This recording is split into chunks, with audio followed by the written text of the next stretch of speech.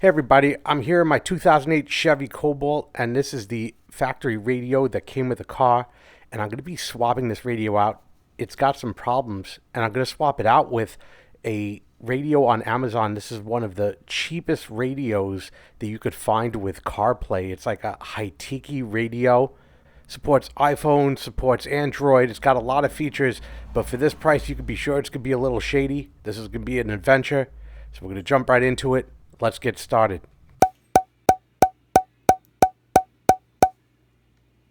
And how shady, you ask? They tell you to test the radio on page 1 before installing it because it may break during shipping. Oh, Jesus.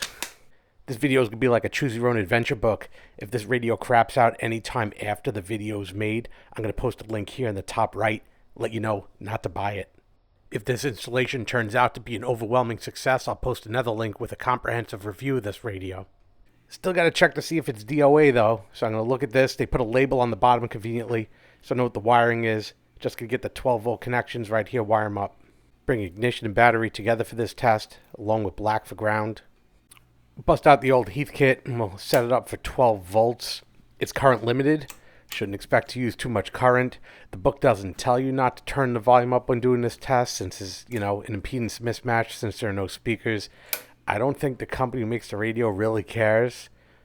Speaking of impedance mismatch, I kind of take pause in the fact that it doesn't mention what the actual impedance of this radio's speaker outputs are, which is somewhat alarming, but sadly not surprising. So I plug that back connector in, and I see the current bump on the gauge, looking good. And there it goes, there's a screen. There's an ugly looking boot screen. They should have done nothing instead of that.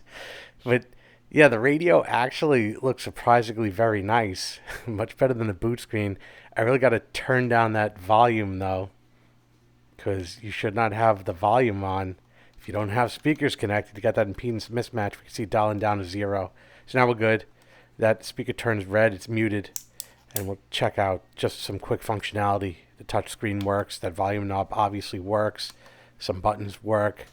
And that's the exhaustive test of this radio.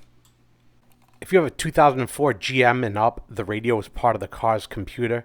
I've had an aftermarket radio in this car before, so I already have this GM 13SR module. We could see it was connected to an old radio.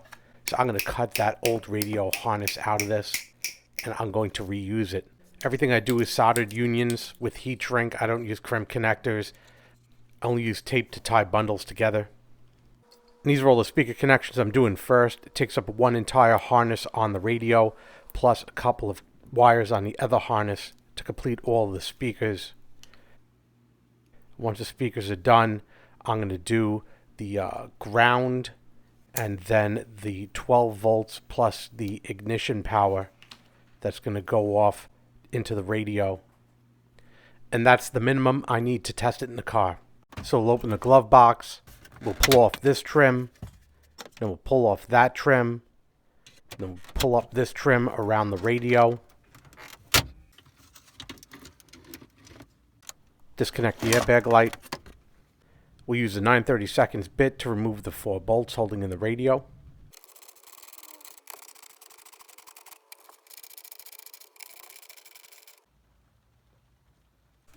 As the radio is removed from the center console, pulling it away to reveal all of the connections in the back. They're all removed now. The radio is gone from the center console, sitting on the seat. Plug in my mostly assembled harness into these connections so we could do some testing. The tone is a good indication that the box is connected and working properly. So we'll just plug the new radio in now, give it a go. So here's a basic test, key on power. And I could hear the tone, and the radio should come on automatically. I was kind of impatient, but it did. I'm just listening for the static because I don't have my antenna converter yet. I also don't have front speakers that I need to fix. Now I'm doing the door open power off test. Pull the key out, the radio's still on until I open the door. And there it goes, it's off. Everything works. Very briefly, I plugged my phone in just to see if CarPlay would work. And it did. I went through a bunch of functions, but I'm not going to show it on this video. It did operate what appeared to be without any issue. Also, while it was in, I used this radio to confirm that in fact the cables to the front speakers are working. There's a test speaker that I got.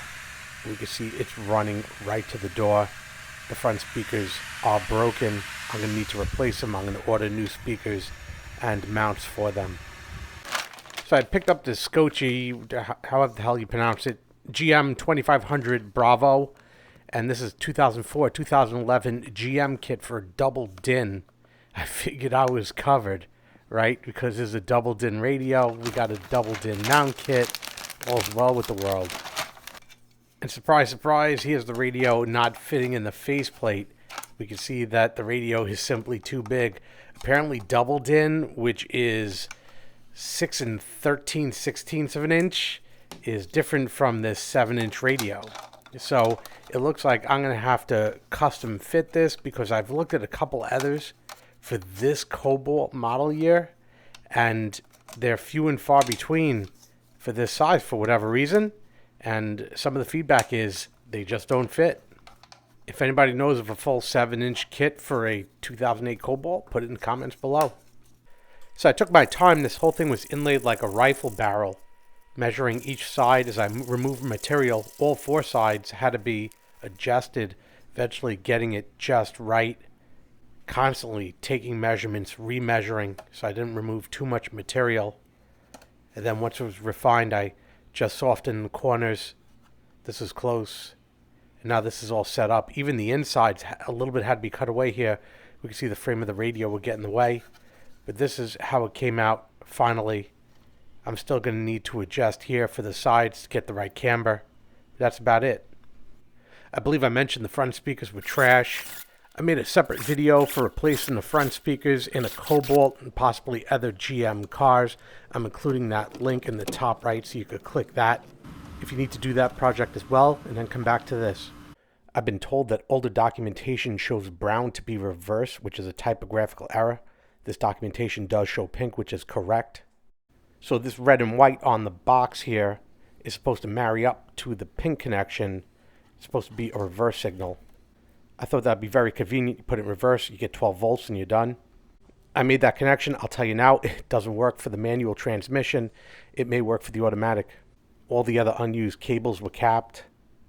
And then I made a really nice harness just in time to forget one cable. I forgot illumination, so I'm going to tear apart the harness and fix it. So I wired up illumination. That's the green cable going to orange-white to the digital box right over here.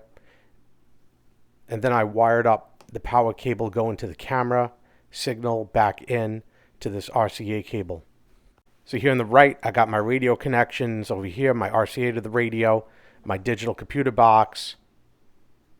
And here I have the connections that go to the harness to the car, and back here to the camera. The harness is all ready. So I've completely removed the rear center console. I have loosened the front center console, as we see. And the front dash is obviously wide open. And here's the whole harness. I'm going to put this down on the floor because we're just working with this RCA cable for the camera. Ran a small length of rigid wire as a pull cable. Started taping back the connections on the RCA cable. Then tape everything to the pull cable. Carefully draw everything through as to not damage the connectors. Now the whole length of the backup camera cable will be pulled through.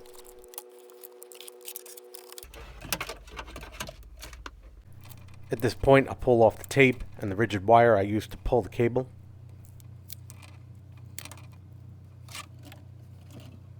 I'm going to draw that backup speaker cable through the next section of center console.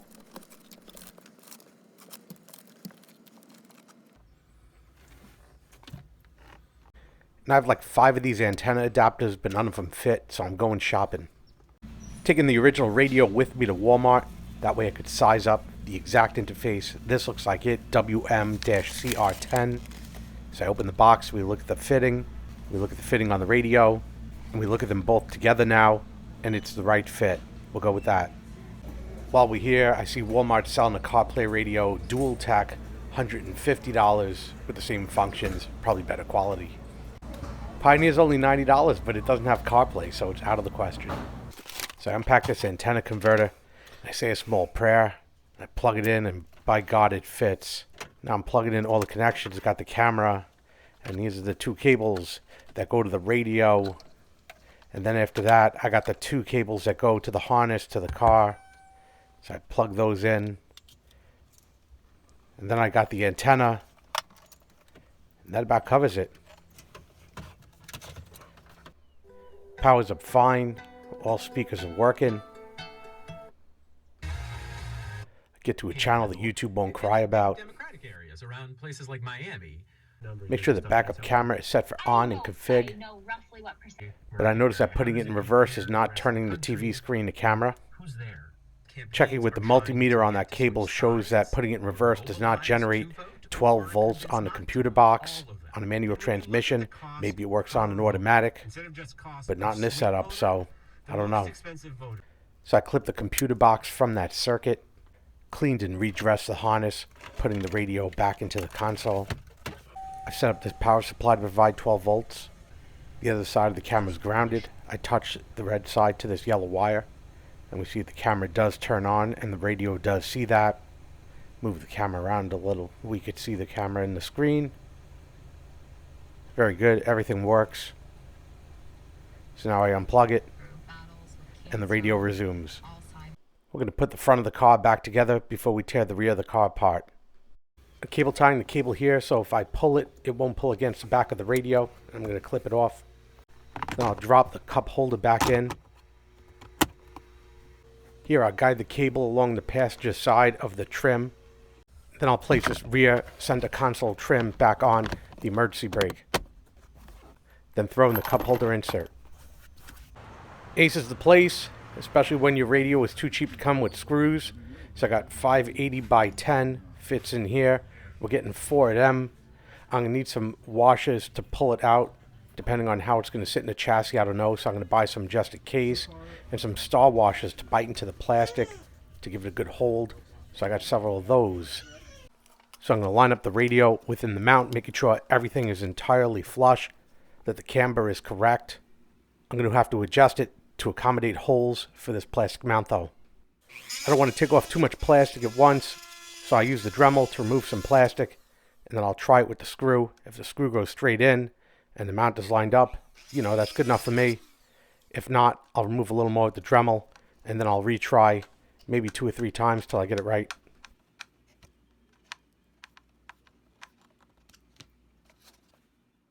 This process is going to be repeated for the other 3 screws, all the while having to check that the front of the radio is still flush on the mount.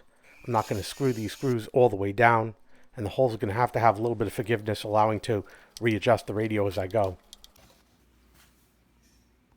So now I'll bring the radio back to the car, reconnecting all the connections and inserting the radio into the dashboard. We'll start installing the screws that hold the fixture into the dash, and make sure one last time that the radio is working properly. And in the morning.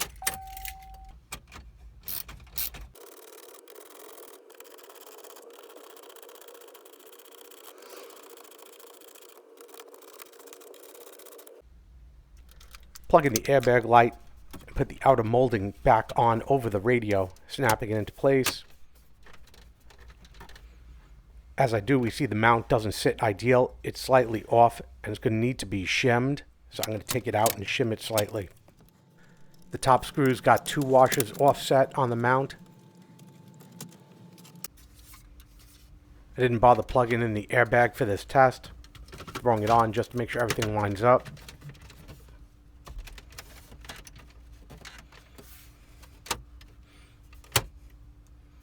And I can see it's a good fit. Everything is now flush.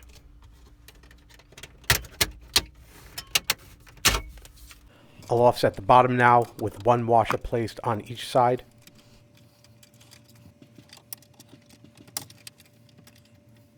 And then once again, tighten everything down.